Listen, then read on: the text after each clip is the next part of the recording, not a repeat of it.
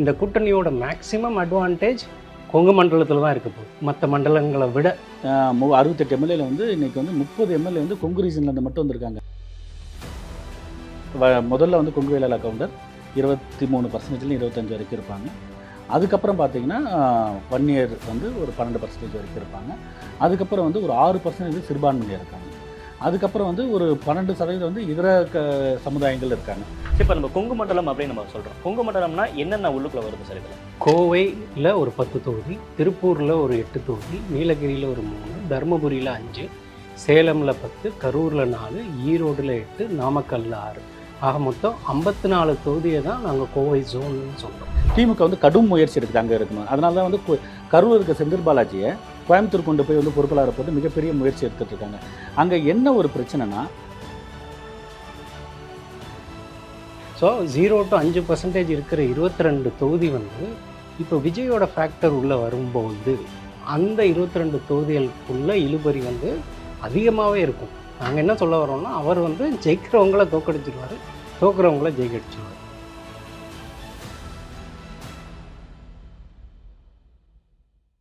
தி debate நேயர்களுக்கு வணக்கம்.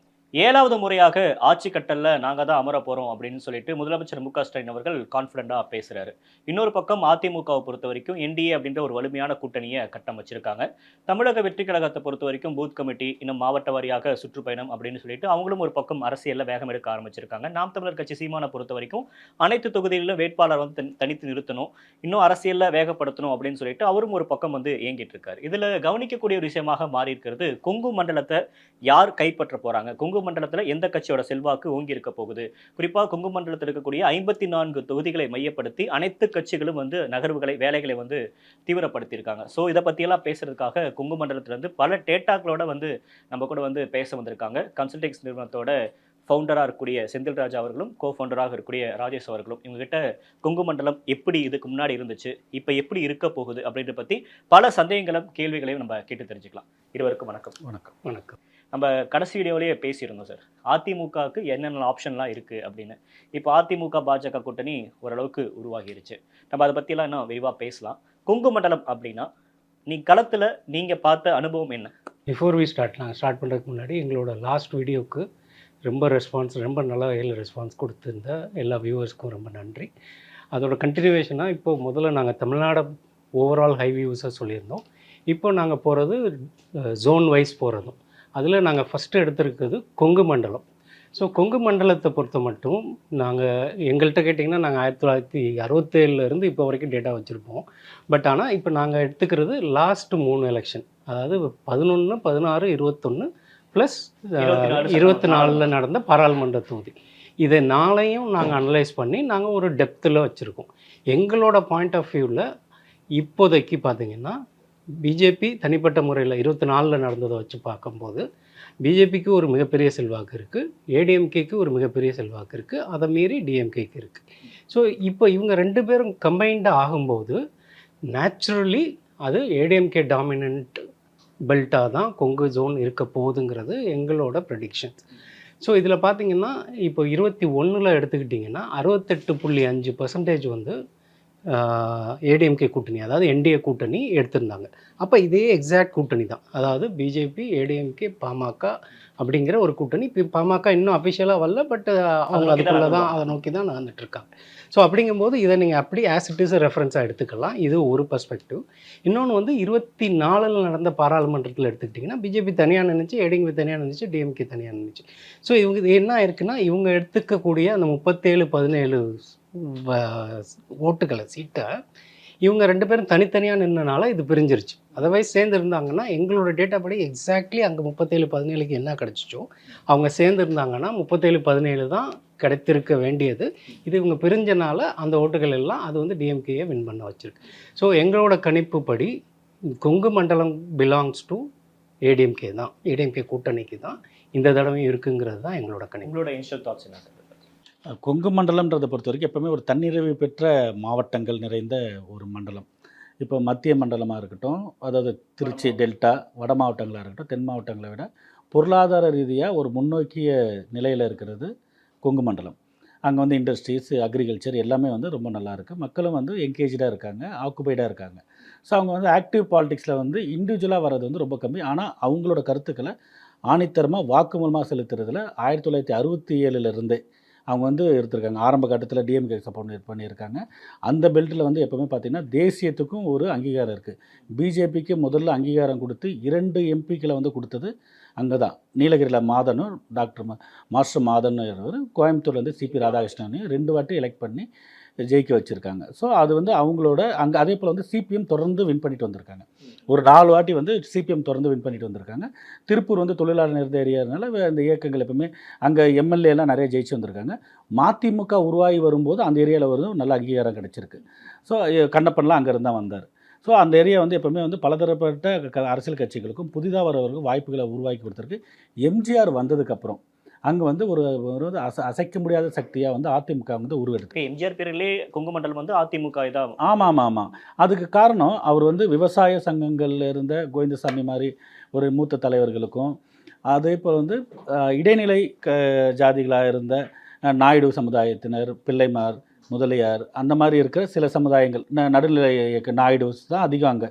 இந்த வன்னியருக்கு முதல்ல வந்து கொங்கு வேளாள கவுண்டர் 23% 25 வரைக்கும் இருப்பாங்க.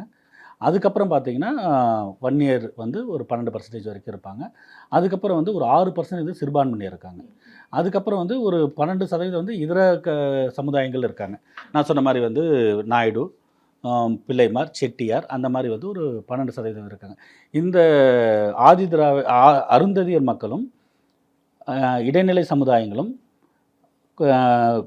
கொங்கு வேளாள கவுண்டர் சமுதாய மக்கள் வந்து முழு மனதாக வந்து அதிமுக ஆதரிக்க ஆரம்பித்தாங்க. அதுக்கு காரணம் வந்து பல்வேறு பொருளாதார ரீதியான காரணம், அரசியல் ரீதியான காரணங்கள் இருக்கலாம். அதனால் வந்து அங்கே அசைக்க முடியாத சக்தியாக எம்ஜிஆர் பிரிவில் ஆரம்பித்து செல்வி ஜெயலலிதா அவர்களை தொடர்ந்து திரு எடப்பாடியார் அவர்களின் காலம் வரும் வரை அந்த ஆதரவு வந்து நீடிச்சிட்டு தான் இருக்குது, குறைவில்லாமல் இருக்குது. இப்பயும் அதே அந்த ஸ்ட்ரைக் ரேட் அப்படியே இருக்கா? எம்ஜிஆருக்கு எந்த அளவுக்கு ஸ்ட்ரைக் ரேட் இருந்துச்சோ ஜெயலலிதா அவர்களுக்கு இருந்த மாதிரி எடப்பாடி பழனிசாமி அவர்களுக்கும் கொங்கு மண்டலத்தில் அந்த செல்வாக்கு இருக்கா? அதாவது இடைநிலை சமுதாயங்கள் மற்றும் பட்டியலின மக்கள்கிட்டேருந்து ஆதரவு கொஞ்சம் குறைஞ்சிருந்தாலும் அதை ஈக்குவல் பண்ணுற அளவுக்கு கொங்கு வேளாள கவுண்டர் மக்கள் முழுமையாக ஆதரிக்கப்பச்சு. ஏன்னா அவங்க சமுதாயத்திலேருந்து ஒரு தலைவர் உருவாகி இன்றைக்கி வந்து தமிழகத்தில் வந்து 4 வருஷம் ஆட்சியே செஞ்சுட்டாருது அவங்களுக்கு மிகப்பெரியது. அதுவும் இல்லாமல் தமிழ்நாட்டில் பவர் சென்டர், கடந்த ஆட்சியில் பவர் சென்டர் இருந்தால் தங்கமணி, வேலுமணி, கேசி கருப்பண்ணன், செங்கோட்டையன் போன்ற நிறைய பேர் வந்து ஒரே சமுதாயத்தை சேர்ந்தவங்களாக இருந்ததும் அந்த சமுதாய மக்கள் முழுமையாக வந்து அதிமுகவை ஆதரிக்கிறதுக்கு காரணம் அதை தான் திமுக வந்து செந்தில் பாலாஜியை வச்சு அந்த கோட்டையில் ஓட்ட போடணும்னு முயற்சி பண்ணிட்டு இருக்காங்க. சரி, இப்போ நம்ம கொங்கு மண்டலம் அப்படின்னு நம்ம சொல்கிறோம். கொங்கு மண்டலம்னா என்னென்ன உள்ளுக்குள்ள வருது சார் இதில்? சரி, கொங்கு மண்டலம்னு நாங்கள் பிரிக்கிறது மொத்தம் பார்த்தீங்கன்னா கோவையில் ஒரு 10 தொகுதி, திருப்பூரில் ஒரு 8 தொகுதி, நீலகிரியில் ஒரு 3, தருமபுரியில் 5,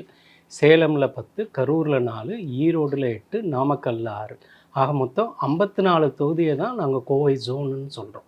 ஸோ இந்த கோவை ஜோனில் பார்த்தோம்னா கடந்த 3 எலெக்ஷனாக, அதாவது 3 + பார்லிமெண்ட், இது 4ஐயும் தான் நாங்கள் வந்து டேட்டாவாக எடுக்கிறோம். அதாவது மொத்தம் 54 தொகுதி 8 டிஸ்ட்ரிக்ட் சேர்ந்த ஒரு விஷயத்தை கோவை மண்டலமாக பிரித்து அதிலேருந்து எடுத்து அதிலேருந்து தான் நாங்கள் வந்து டிரைவ் பண்ணுறோம் யார் அதிகமாக இருக்காங்க, யார் குறைவாக இருக்காங்க. எங்கள்கிட்ட வந்து கான்ஸ்டுவன்சி வைஸ், அதாவது 54 தொகுதியிலையுமே எவ்வளோ வாக்குகள் வித்தியாசத்தில் ஜெயிச்சிருக்காங்க, யார் அதிகப்படியாக ஜெயிச்சிருக்காங்க, யார் குறைந்தபட்சத்தில் ஜெயிச்சிருக்காருங்கிற ஒரு இன்டெப்த் டேட்டா நாங்கள் எடுத்திருக்கோம். ஆமாம். இப்போ இதில் பொறுத்த வரைக்கும் அதிகப்படியான வாக்குகள் அதிகமாக ஜெயிச்சது யார் சார்? யாருக்கு ரொம்ப டஃப்பாக பக்கத்தில் போயிட்டு தோற்றவங்க யார்? அதாவது நான் பக்கத்தில் போய் தோற்றவங்கள சொல்கிறேன். ஒரு 200 ஓட்டு, 600 ஓட்டு, 1000 ஓட்டு, 1200. இதில் பார்த்தீங்கன்னா மொடக்குறிச்சியில் சரஸ்வதி அவங்கங்கிறது பார்த்தீங்கன்னா பிஜேபியில் 281 ஓட்டு, அதாவது 0.20% 2% ஓட்டில் தோற்றுருக்காங்க, ஜெயிச்சிருக்காங்க. ஸோ அதே மாதிரி மேட்டூரில் பாட்டாளி மக்கள் கட்சியில் சதாசிவம்ங்கிறவங்க பார்த்தீங்கன்னா 0.3%, அதாவது 650. அதே வரிசையில் ஒரு டாப் 10ல் பார்த்தீங்கன்னா இவங்க வானதி சீனிவாசன் இருக்காங்க, கமல் சாரை எடுத்து ஜெயிச்சதால அவங்க வெறும் 1700 ஓட்டு, அதாவது 1.1% ஓட்டில். ஸோ இது மாதிரி சிங்கிள் டிஜிட்டில், அதாவது இந்த மாதிரி ஒரு 0.1 பாயிண்ட் டிஃப்ரென்ஸ் அப்படியில் ஜெயித்தவங்க, 2 பாயிண்டில் ஜெயித்தவங்க பார்த்தீங்கன்னா இந்த 54ல் 22 சீட்ஸ் வந்து 0 to 5% டிஃப்ரென்ஸில் தான் ஜெயிச்சிருக்காங்க. அதாவது அதிகபட்சம், அதாவது 280லேருந்து 8000 ஓட்டுக்குள்ளே தான் ஜெயிச்சிருக்காங்க.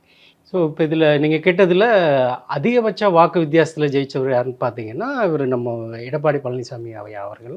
அவங்கள பார்த்தீங்கன்னா அதிகபட்ச ஓட்டில், அதாவது 38 0.1 டிஃபரன்ஸில் ஜெயிச்சிருக்காங்க. அதாவது 0.2ல் ஜெயித்தவங்க ஒரு பிரிவினர் இருந்தாங்கன்னா, அதிகபட்சமாக ஜெயித்தவங்க ஒரு ஒரு டாப் லோயஸ்ட் 10 ஹையஸ்ட் 10ல் பார்த்தீங்கன்னா, அதிகபட்சமாக இந்த 54ல் மிக அதிக இதில் ஜெயித்தவர் எடப்பாடி அவர்கள் தான். அந்த ஓட் பேங்க் வந்து மாறவே மாறாது. எஸ்பி வேலுமணியெல்லாம் எந்த இடத்துல எஸ்பி வேலு வந்து பார்த்தீங்கன்னா டாப்பில், அதாவது அதிகபட்ச இதில் அவர் 18.2 டிஃப்ரென்ஸில், அதாவது 40,000 ஓட்டில் அவர் வந்து பார்த்தீங்கன்னா கீழே இருந்து பார்த்தீங்கன்னா டாப் 4ல் இருக்கார்.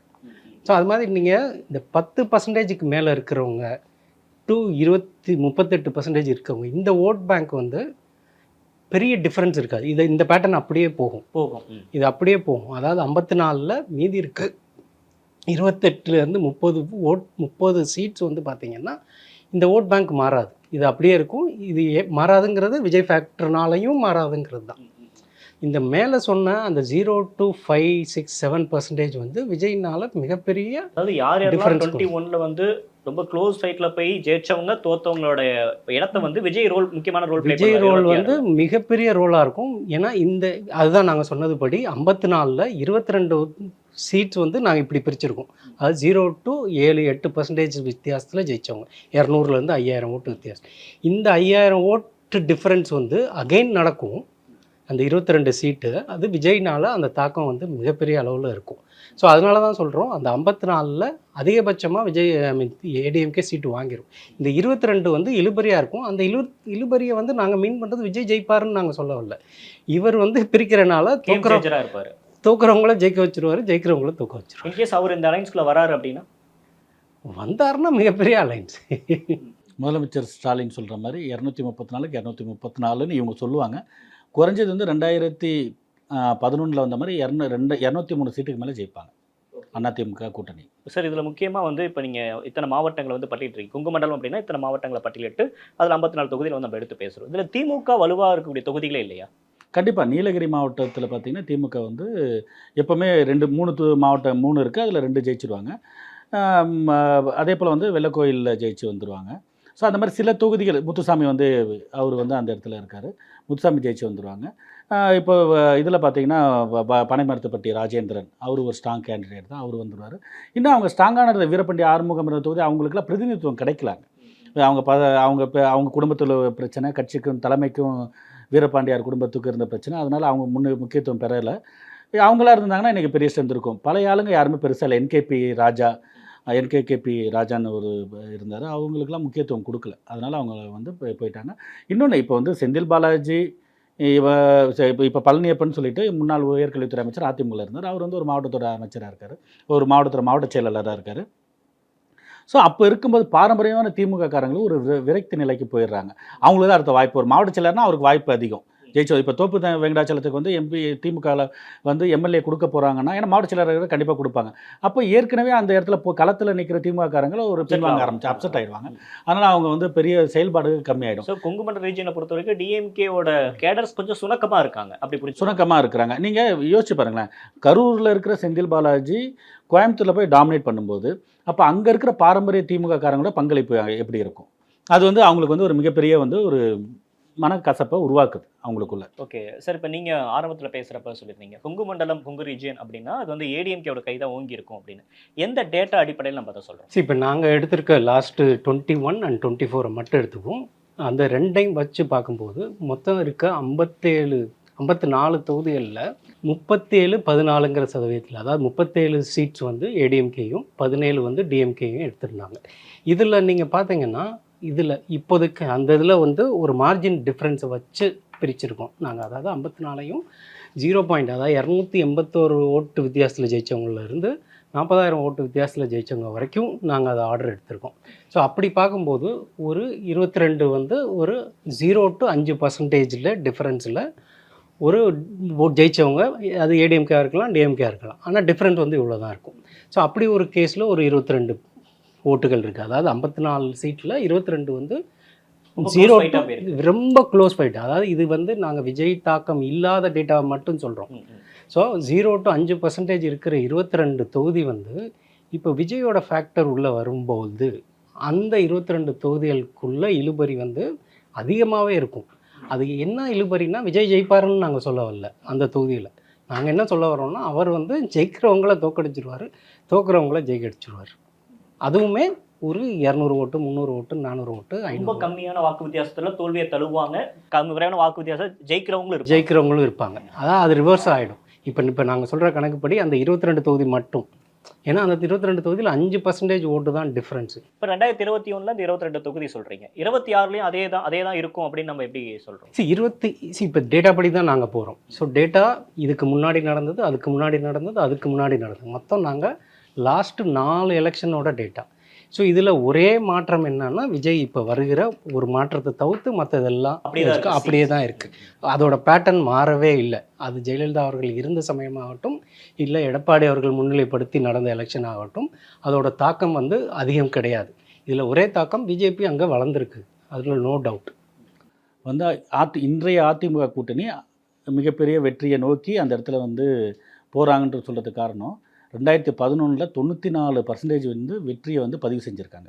யோசிச்சு பாருங்கள், 94%ன்றது வந்து ஒரு அரசியலில் வந்து நினைக்க முடியாது. எதிர்கணிக்கிறவங்க 6% தான் வாங்குறாங்க, இவங்க 94% வந்து வெற்றி பெற்று வராங்க. அதுக்கப்புறம் வந்து மக்கள் நல கூட்டணின்னு அமையுது தமிழ்நாட்டில். அதாவது வந்து அதுக்கப்புறம் வந்து எத்தனை முனை போட்டினா, 2016ல் அதிமுக தனியாக நிற்குது, திமுக தனியாக நிற்குது, மக்கள் நல கூட்டணி நிற்கிறாங்க, பிஜேபி தனியாக நிற்கிறாங்க, பாமக தனியாக நிற்கிறாங்க. சரிங்களா? ஸோ இன்றைக்கி வந்து மக்கள் நல கூட்டணியில் இருக்கிற தேமுதிக, பாமக, பிஜேபி எல்லாம் ஒன்றா சேர்ந்து அதிமுக கூட வராங்க. இந்த கூட்டணிகளோட பங்களிப்பு, அதிமுக கூட்டணி ஒட்டுமொத்த தமிழ்நாடு ஃபுல்லாக இருக்கிற ஒட்டுமொத்த தொகுதிகளில் கொங்கு மண்டலத்தில் மட்டும் இந்த கூட்டணியோட பங்களிப்பு வந்து அதிக அளவில் இப்போ வெற்றிக்கு வந்து ஒரு வாய்ப்பை உருவாக்கி கொடுக்குது. எங்கேயுமே வந்து பிஜேபி, பாமக, அதிமுகவுக்கு வந்து அதிகப்படியான வந்து வாக்கு சதவீதம் இல்லை. ஆனால் இந்த 3 பேருக்குமே வாக்கு சதவீதம் அதிகமாக இருக்கிற இடம் வந்து கொங்கு மண்டலம். நீங்கள் சேலம், தருமபுரி, நாமக்கல் இந்த பகுதியில் பார்த்தீங்கன்னா பாமகவோட பங்களிப்பு மிகப்பெரியது. அங்கே வந்து அவங்க 12-15% வந்து ஓட்டு வந்து வாங்கியிருக்காங்க. ஏற்கனவே இருக்க 2016 தனியாக நிற்கும் போது ப்ரூவ் பண்ணியிருக்காங்க. அவங்களுக்கான வாக்கு வங்கி வந்து அங்கே 12% எடுத்தால் கூட, நீங்கள் அதே போல் வந்து பிஜேபிக்கு வந்து பார்த்திங்கன்னா திருப்பூர், ஈரோடு, கோயம்புத்தூர், நீலகிரி பகுதிகள் வந்து அவங்க வந்து 12-15% ஓட்டு வச்சுருக்காங்க. அதிமுக எல்லா இடத்துலையுமே மோர் தென் 30% வச்சுருக்காங்க. ஸோ இது எல்லாமே கிளப் ஆகும்போது 50% மேலே வாக்கு வாங்குறதுக்கு, வாக்கு சதவீதம் வந்து இவங்களுக்கு விழுகிறதுக்கு அதிக வாய்ப்பு இருக்குது. 26லையும் நீங்கள் பழைய டேட்டா அதான் சொல்லிட்டு இருந்தீங்க. இல்லை, நாங்கள் சொன்னது 21, அதாவது 2011. ஓகே, 2011, 2016, 2021, 2024 இதை தான் நாங்கள் அனலைஸ் பண்ணியிருக்கோம். இதில் எல்லாத்துலேயுமே ராஜேஷ் அவர் சொன்ன மாதிரி 2011 94.4, அதாவது இப்போ எவ்வளோ ஓட்டு இருக்கோ அதில் 94% ஏடிஎம்கே நோக்கி போயிருக்கு. அதுக்கப்புறம் நடந்ததில் 81, அதுக்கப்புறம் நடந்ததில் 68. ஈவன் தோ அது குறைந்த எடப்பாடி அவர்கள் முன்னிலைப்படுத்தும் போது இருந்த ஒரு இது வந்து 2021. அப்பயுமே அவங்க அங்கே தான் முன்னிலை தான். அதாவது 68.5 ஆயிருந்தாலும் கூட, 94லேருந்து 68 ஆயிருந்தாலும் கூட, அவங்களோட வின்னிங் பர்சன்டேஜ் பார்த்தீங்கன்னா 37 சீட்டு அவங்க ஜெயிக்கிறாங்க, அண்ட் 17 சீட்டு தான் டிஎம்கே நோக்கி போகும். இப்போ 10 வருஷம் ஆன்டி இன்கமன்சி இருந்துச்சுல சார், 10 வருஷம் அவங்க தான் ரூலிங் பார்ட்டியாக இருக்கிறப்ப ஆன்டி இன்கமன்சி இருந்திருக்கும். அப்படி பார்க்குறப்ப 2021லையும் கொங்கு மண்டலத்தில் ஏடிஎம்கே தான் ஓங்கி இருந்துச்சு. அதுதான் அது குறைஞ்சனால தான் 68.5க்கு வந்துச்சு. அதான் சொல்ல வரேன், அதிமுகவோட ஒட்டுமொத்த கூட்டணி பலம் எங்கே இருக்குன்னா கொங்கு மண்டலத்தில் வந்து ஒர்க் அவுட் ஆகுது. அந்த அளவுக்கு ஒர்க் அவுட் ஆகலாம். மத்திய மண்டலங்களாக சொல்கிறது வந்து இப்போ வந்து டெல்டா பகுதியிலையும் வட மாவட்டங்கள்லையும் டெல்டா பகுதியிலையும் வந்து பார்த்தீங்கன்னா டெல்டா பகுதியில் பாமகவோட பங்களிப்பு மிக குறைவு, பிஜேபியோட பங்களிப்பு குறைவு. நீங்கள் அதே போல் வந்து வட மாவட்டங்கள் வந்து பிஜேபியோட பங்களிப்பு குறைவு, பாமக ஓரளவுக்கு இருக்காங்க. விடுதலை சிறுத்தைகள் பங்களிப்புக்கு ஈக்குவலாக பார்த்தீங்கன்னா பாமகவோட பங்களிப்பு இருக்குன்னா அது சொல்ல முடியாது. ஒரு அது ஈக்குவலாக கூட இருக்குன்னு சொல்லலாம் 2 பேரும். அது ஏன்னா திமுகலையும் வந்து அதுக்கான வாக்கு வந்து பிரிப்பாங்க. வன்னியர்களோட வாக்கு வந்து இப்போ கட்சி ரீதியாக பிரிஞ்சு போகிற இருக்குது. ஆனால் வந்து பட்டியலின மக்களோட வாக்கு வந்து முழுமையாக விடுதலை சிறுத்தைகள் நோக்கி போகிறதுனால அது வந்து அந்த நீங்கள் எங்கள் ஸ்லைடில் பார்த்தோன்னா தெரியும், எப்போவுமே வந்து கடந்த 3 தேர்தல்லையுமே திமுக வாங்கின அதிகப்படியான பர்சன்டேஜ் எங்கே இருக்குன்னா வட மாவட்டங்களில் இருக்கும். வட மாவட்டங்களில் வந்து விடுதலை சிறுத்தைகள் கூட இருக்கிறதுனால திமுக வந்து அந்த இதுவும் என்ஜாய் பண்ணிட்டு இருக்காங்க. அந்த வெற்றியை வந்து அங்கே வந்து என்ஜாய் பண்ணிட்டு இருக்காங்க. அது காரணம் வந்து விடுதலை சிறுத்தைகளோட பங்களிப்பு. பிஜேபியோட பாமகவோட 2 பேரோட பங்களிப்பு கொங்கு மண்டலத்தில் இருக்குன்னா அதிமுக வந்து அங்கே வந்து ஒரு அசுர பலத்தோடு இருக்குது. அதுதான் உண்மையான காரணம். இப்போ திமுக பொறுத்த வரைக்கும் உங்கள் ரீஜியனில் அவங்க எப்படி பர்ஃபார்ம் பண்ணியிருக்காங்க சார் இதுக்கு முன்னாடி வரைக்கும்? அது நாங்கள் ஏற்கனவே சொன்ன மாதிரி தான், இது வந்து ஏடிஎம்கே டாமினன்ஸ் உள்ள ஒரு ஜோன் தான். ஸோ அதில் இப்போ லாஸ்ட்டாக பார்க்கும்போது பார்த்தீங்கன்னா 17 சீட்டு அவங்க ஜெயிச்சிருக்காங்க 21ல். அதே மாதிரி இப்போ பார்லிமெண்ட் எலெக்ஷன்லேயும் ஈவன் அவங்க அதிகப்படியான அதாவது 9 சீட்டு எடுத்திருந்தாலும் கூட அதோட ஓட்டிங் பர்சன்டேஜை நீங்கள் வச்சு நாங்கள் கால்குலேட் பண்ணி பார்த்துருக்கோம். அதாவது பிஜேபி ப்ளஸ் ஏடிஎம்கே 2 பேரும் தனியாக ஆனனால, அதாவது அவங்க 2 பேரும் தனித்தனியாக பிரிஞ்சனால, அதாவது அவங்க 2 பேரும் சேர்ந்து ஒரு 45 to 50 இருக்கிற கூட்டணி 2 பேர் பிரித்து நான் 20, 30ன்னு பிரிச்சுக்கிட்டனால 44 அதிகமாகிடுச்சு. அதாவது இவங்க 2 பேர் சேர்ந்து அவங்கள ஜெயிக்க வச்சுருக்காங்கங்கிறது தான் கணக்கு படி, அதாவது டேட்டா படி சொல்லுது. இவங்க 2 பேர் சேர்ந்துருந்தாங்கன்னா கண்டிப்பான முறையில் கோயம்புத்தூரில் பிஜேபி அலையன்ஸில் இருக்கும்போது பார்லிமெண்ட்டில் அட்லீஸ்ட் 6 சீட் to 7 சீட்டு அங்கேயே ஜெயிச்சிருக்க முடியும் பாராளுமன்ற தொகுதி.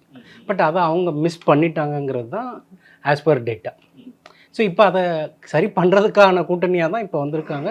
இந்த கூட்டணியோட மேக்ஸிமம் அட்வான்டேஜ் கொங்கு மண்டலத்தில் தான் இருக்க போகுது. மற்ற மண்டலங்களை விட அதிகப்படியான இவங்களோட ஓட்டு விகிதம் அதிகப்படியாக இருக்க போகிறது கொங்கு மண்டலத்தில். யாரோட கை ஓங்கியிருக்கு சார்? ஈவன் பிஜேபியும் அங்கே வளர்ந்துருக்குன்னு சொல்கிறீங்க, ஏடிஎம்கே அது அவங்களோட கோட்டை. அப்படி இருக்கப்ப எப்படி யார்? பிஜேபி ஏடிஎம்கே கொங்கு மண்டலம் எடுத்தோம், கோயம்புத்தூர் மட்டும் எடுத்தோன்னா பிஜேபி வந்து ஏடிஎம்கேட கொஞ்சம் அதிகமாக இருக்குன்னு சொல்லலாம். நீலகிரின்னு எடுத்தீங்கன்னா பிஜேபியோட ஏடிஎம்கேட பிஜேபி கொஞ்சம் அதிகமாக இருக்குன்னு சொல்லலாம். ஆனால் கொங்கு மண்டலம் இருக்கும்போது சேலம், தருமபுரி, நாமக்கல், ஈரோடு, கரூர் இது வரைக்கும் பார்த்தீங்கன்னா இப்போ ஒட்டுமொத்த மண்டலம்னு சொல்லும்போது ஏடிஎம்கேட கை தான் அங்கே வந்து அதிகமாக இருக்குது. ஏடிஎம்கே தான் வந்து அதிக அளவிலான. இன்னொன்று வந்து லோக்கல் லீடர்ஷிப் இன்றைக்கி வந்து 30 எம்எல்ஏ மொத்தம் இருக்க அவங்களோட 65 எம்எல்ஏல வந்து 68 எம்எல்ஏல வந்து இன்றைக்கி வந்து 30 எம்எல்ஏ வந்து கொங்கு ரீஜன்லேருந்து மட்டும் வந்திருக்காங்க. உங்களுக்கே தெரியும், நீங்கள் நீங்கள் வந்து கொங்கு ரீஜனில் இருக்க ஏடிஎம்கே லீடர்ஸ்னால் இப்போ டக்குன்னு 10 பேர் சொல்லுவீங்க. அதை வந்து திமுகலையும் சொல்ல முடியாது, பிஜேபியும் சொல்ல முடியாது. பிஜேபியில் 2 பேர் திமுக சொல்லலாம், செந்தில் பாலாஜி சொல்லலாம், முத்துசாமி சொல்லலாம், வெள்ளக்காயில் சாமிநாதன் சொல்லலாம். அதில் 2 பேர் ஏடிஎம்கேலேருந்து போனவங்க. கரெக்டுங்களா? இது அதுதான் டிஎம்கேயோட பெர்ஃபார்மன்ஸ் அங்கே எப்படி இருக்குன்னு நீங்கள் இதுக்கு முன்னாடி செந்தில் கேட்டீங்க. அதுக்கு உண்மையான காரணம் அங்கே என்ன டிஎம்கேயோட கலர் நிலவரம்னா வந்து அங்கே வந்து இப்போ வந்து முதலமைச்சர் வந்து அதிக அளவில் முயற்சி எடுக்கிறார். அதிக தமிழ்நாட்டில் இருக்கிற நலத்திட்டங்களை வந்து அதிக அளவில் கொண்டு போய் சேர்க்கறது வந்து ஈவன் அது செந்தில் பாலாஜியும் கடுமையான முயற்சி எடுத்து அங்கே வந்து நல்ல திட்டங்கள், நிறைய திட்டங்கள் வந்து கொண்டு போய் சேர்த்துருக்காங்க. நீங்கள் வந்து இப்போ விவசாயிகளுக்கு கொடுக்குற இலவச கடன், அது விவசாயம் சார்ந்த பகுதி, அது இப்போ இண்டஸ்ட்ரி சார்ந்த பகுதி. ஆனால் வந்து அங்கே வந்து நிறைய வந்து விவசாயிகள் இலவச மின் இணைப்பு கொடுத்துருக்காங்க. ஆனால் அங்கே பார்த்தீங்கன்னா மின் கட்டணம் உயர்ந்துருச்சு, விசைத்தறி தொழிலாளர்கள் பாதிக்கப்படுறாங்க. அதனால் வந்து இப்போ ஜிஎஸ்டினால் வந்து ஜிஎஸ்டி வந்து மத்திய மாநில அரசு 2 பேருக்கும் பங்கு இருந்தாலும் ஜிஎஸ்டியில் வந்து திருப்பூரில் இருக்கிற பனியன் தொழிற்சாலைகள் பாதிக்கப்படுது, கோயம்புத்தூரில் இருக்க மில்ஸ் பாதிக்கப்படுது. ஸோ இதெல்லாம் வந்து கவர்மெண்ட்டுக்கே இருக்கிற ஒரு வந்து ஆட்சிக்கு எதிரான மனப்பான்மை வந்து அங்கே அதிகமாக இருக்குது. டிஎம்கே கவர்மெண்ட் அப்படின்னு எப்படி சார் போகும்? அது ஜிஎஸ்டி அப்படின்னப்ப மத்திய அரசு அப்படின்னு தானே 2 பேருக்கும் ஈக்குவல் பங்கு இருக்குது. ஸ்டேட் ஜிஎஸ்டி 9%, இல்லை ஸ்டேட் ஜிஎஸ்டி 9%, அதுதான் டிஎம்கே செட் பண்ண பார்க்குறாங்க. ஜிஎஸ்டினா வந்து ஸ்டேட் கவர்மெண்ட், சென்ட்ரல் கவர்மெண்ட் மட்டும்ன்றாங்க. அதில் ஸ்டேட் கவர்மெண்ட்டுக்கு 9%, 50% state government, 50% central government. GST கவுன்சில்ன்றது சென்ட்ரல் கவர்மெண்ட் கிடையாது, கவுன்சில் ஆஃப் ஸ்டேட்ஸ் தான். இல்லைங்களா? அங்கே முடிவு எடுத்து கொண்டு வந்திருக்கணும். ஸோ இதை வந்து இவங்க செய்ய தவறுனாங்களோ இல்லையோ, இப்போ அதுதான் சொல்கிறேன்ல, எப்போவுமே இப்போ வந்து அப்போ மாநில தேர்தல் நடக்கும்போது இதுக்கு மத்திய அரசாங்கத்தை வந்து குறை சொல்லி ஓட்டு கேட்குறாங்க. இல்லாட்டி மத்திய தேர்தல் இருக்கும்போது ஏன் மாநில கட்சியை வந்து குறை சொல்கிறாங்க? அதெல்லாம் கிடையாது. இங்கே வந்து ஒரு நெரட்டிவ் சொல்கிற மாதிரி நெரட்டிவ் செட் பண்ண பார்ப்பாங்க. அது வந்து மக்கள் வந்து இன்றைக்கி வந்து உங்களை மாதிரி சோஷியல் மீடியா, நடுநிலையாக இருக்க சோஷியல் மீடியாலாம் நிறைய வந்துட்டாங்க, யூடியூப் சேனல், அதை வந்து அவங்க வந்து கொண்டு போய் சேர்த்துறாங்க, உண்மையான கலர் நிலத்தை சேர்த்துறாங்க. திமுக வந்து கடும் முயற்சி எடுக்குது அங்கே இருக்கணும். அதனால தான் வந்து கரூர் இருக்க செந்தில் பாலாஜியை கோயம்புத்தூர் கொண்டு போய் வந்து பொறுப்பாளரை போட்டு மிகப்பெரிய முயற்சி எடுத்துகிட்டு இருக்காங்க. அங்கே என்ன ஒரு பிரச்சனைனா, திமுகவில் இருக்கிற லோக்கல் லீடர்ஷிப் வந்து அதிமுகவில் இருக்க லோக்கல் செகண்ட் லைன் லீடர்ஷிப்புக்கு ஈக்குவலாக இல்லை. நீங்கள் சொல்கிற செந்தில் பாலாஜியாக இருக்கட்டும், முத்துசாமியாக இருக்கட்டும், செல்வ கணபதியாக இருக்கட்டும், தோப்பு வெங்கடாச்சலமாக இருக்கட்டும், தேமுதிகவில் இருந்தப்போ இப்போ மாவட்ட செயலர் இருக்க தினேஷ்குமார், திருப்பூரில் தினேஷ்குமாராக இருக்கட்டும், இவங்க எல்லாருமே மாற்றுக் கட்சியிலேருந்து அங்கே வந்திருக்கிறாங்க. இது முதல் ஒரு பிரச்சனை. முதல்ல மாற்றுக் கட்சியில் இருக்கும் மாவட்ட செயலர் ஒரு டாமினேட் போஸ்டிங்கில் இருக்கும்போது அவங்க வந்து அவங்க கூட இருக்கவங்க முக்கியத்துவம் கொடுப்பாங்க. அதெல்லாம் வந்து இப்போ பாரம்பரிய திமுககாரங்களுக்கு ஒரு மன உளைச்சல் இருக்கிறது எல்லாருக்கும் தெரிஞ்ச விஷயம்.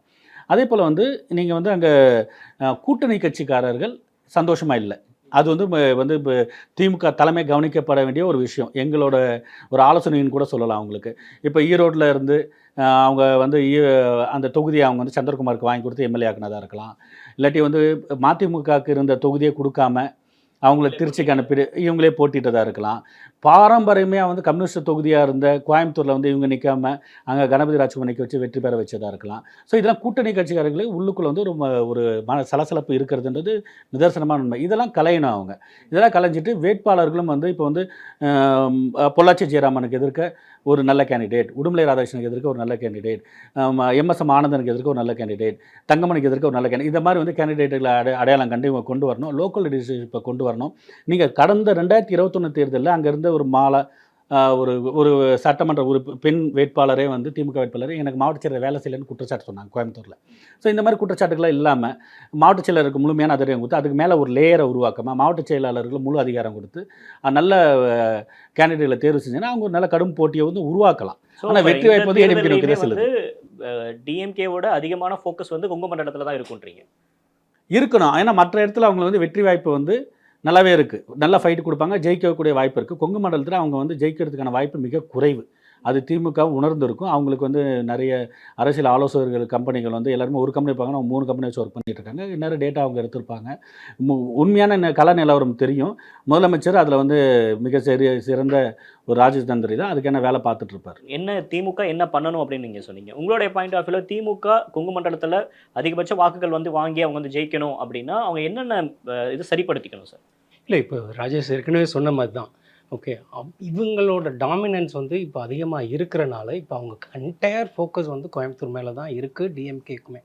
ஓகே, இப்போ வரக்கூடிய நிறைய நலத்திட்டங்கள் எல்லாமே அவங்க வந்து கோயம்புத்தூரை நோக்கி தான் கொண்டு போயிட்டு இருக்கிறாங்க. அதோட ஃபோக்கஸும் அதே மாதிரி தான் இருக்கும். இப்போ அவர் செந்தில் பாலாஜியோட இப்போ இந்த ரீசெண்டாக நடக்கிற சில விஷயங்கள் ஒரு செட்பேக்காக இருந்தாலும், பட் அவர் ஒரு சிறந்த தேர்தலை பல விதங்களில் நடத்தி காட்டினவர், சக்ஸஸ்ஃபுல்லாக. அது நல்ல வகையாகட்டும் எந்த வகை வேணாலும் இருக்கலாம். ஆனால் அவர் ஒரு பெரிய ஸ்ட்ராட்டஜிஸ்ட். அவர் வகையில் அவர் வந்து ஓவரால் கோயம்புத்தூரை ஒரு சார்ஜாக எடுத்துகிட்டு பிஹைண்ட் த சீன் அவர் அதை ப்ரொஜெக்ட் பண்ணி செய்கிறதுக்கான வாய்ப்புகள் அதிகம். பிகாஸ் அவர்கிட்ட என்டையர் மைண்டில் இருக்க டேட்டா தான். அது அவருக்கு கள நிலவரம் தெரிஞ்சவர். முக்கியமாக கோயம்புத்தூரை தாண்டி மற்ற இடத்துல எடுத்துக்கிட்டிங்கன்னா கரூர் ஆகட்டும், பக்கத்தில் இருக்க நாமக்கல்.